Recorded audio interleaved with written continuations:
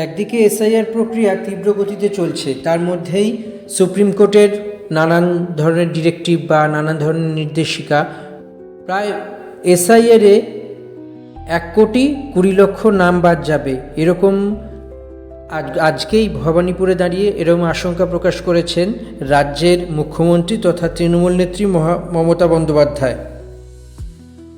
SIR নিয়ে নানা ধরনের যে লজিক্যাল ডিসক্রিপেন্সি ছাড়াও আরও বেশ কিছু অনিয়ম নির্বাচন কমিশনের পক্ষ থেকে বের করা হচ্ছে এবং রাজ্যের শাসক বিরোধী বিভিন্ন দলের পক্ষ থেকে জানানো হচ্ছে যে না, কোনোভাবেই কোনো ন্যায্য ভোটারকে বাদ দেওয়া যাবে না। সুপ্রিম কোর্টও এই মর্মে নির্দেশিকা জারি করেছে যে কোনো রকমভাবেই কোনো মানুষ যিনি বৈধ ভোটার তার নাম যেন নির্বাচন কমিশনের রেজিস্টার অর্থাৎ ভোটার লিস্ট থেকে বাদ না যায়। আর কয়েকটা সপ্তাহের মধ্যেই 2026-এর বিধানসভা ভোট শুরু হয়ে যাবে। তার 2-4 দিনের পর, মানে ভোট মিটলেই 2-4 দিন কি 5 দিনের মাথায় ভোট গণনা, যদিও পুরোটাই এখন জল্পনার ভিত্তিতে আছে, জল্পনার জায়গায় আছে, কেননা ভোট গণনা বা ভোট কবে হবে এই নির্ঘণ্ট সম্ভবত মার্চের প্রথম সপ্তাহে অর্থাৎ দোলের পরই ঘোষণা হতে পারে। অন্তত অনেক সূত্র থেকে এরকমই খবর পাওয়া যাচ্ছে।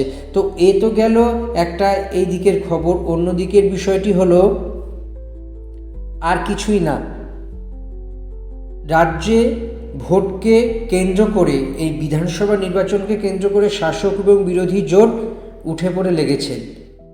কে কোথা থেকে কতখানি রাজনৈতিক ফায়দা তুলবেন তা নিয়ে সবসময় আলাপ আলোচনা চলছে। মূলত শাসক দলের তুলনায় রাজ্যের অন্যান্য যে বিরোধী দল আছে, কংগ্রেস, বাম, আইএসএফ সহ বিজেপি, অন্যান্য যে সমস্ত দল আছে সমস্ত দলই তেমনভাবে ঘর গুছিয়ে উঠতে পারেনি, কিন্তু এদের তুলনায় কয়েক কদম এগিয়ে শাসক দল তৃণমূল কংগ্রেস। তারা প্রায় খসড়া তালিকা, বিধানসভা ভোটে প্রার্থী তালিকার খসড়া প্রায় করেই ফেলেছে এবং সম্ভবত সেই খসড়া তালিকা সূত্রে জানতে পারা যাচ্ছে কলকাতার যে কয়েকটি হেভিওয়েট আসন আছে, যেমন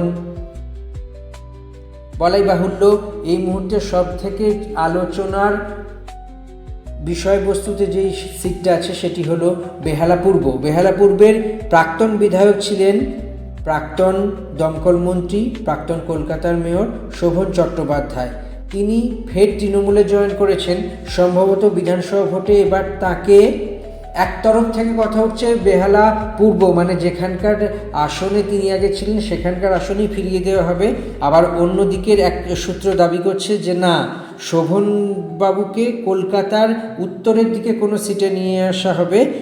যদি যারা দাবি করছেন বেহালা পূর্বে শোভন চট্টোপাধ্যায়কে ফের টিকিট দেওয়া হবে, তারা মনে করছেন যে মহেশতলা অর্থাৎ দক্ষিণ 24 পরগনার মহেশতলা আসন হলো শোভনবাবু শ্বশুরমশাই তথা রত্না চট্টোপাধ্যায়ের বাবার আসন অর্থাৎ দুলাল দাসের আসন। কিন্তু শারীরিক কারণেই তিনি জানিয়েছেন, অনেকদিন আগেই দলকে জানিয়েছেন যে তিনি আর ভোটে লড়তে আগ্রহী নন। তো সেই কারণে প্রথমে মনে করা হয়েছিল যে রত্না চট্টোপাধ্যায়কে মহেশতলায় তার বাবার আসনেই পাঠিয়ে দেওয়া হবে, কিন্তু পরবর্তীকালে গুঞ্জন এটা উঠেছে যে না, রত্না চট্টোপাধ্যায় গত যে 5 বছর ধরে বেহালা পূর্বের মানুষদের জন্য যে পরিমাণে যেভাবে কাজ করেছেন সেই সূত্র অনুযায়ী তাকে আর সরানো হবে না।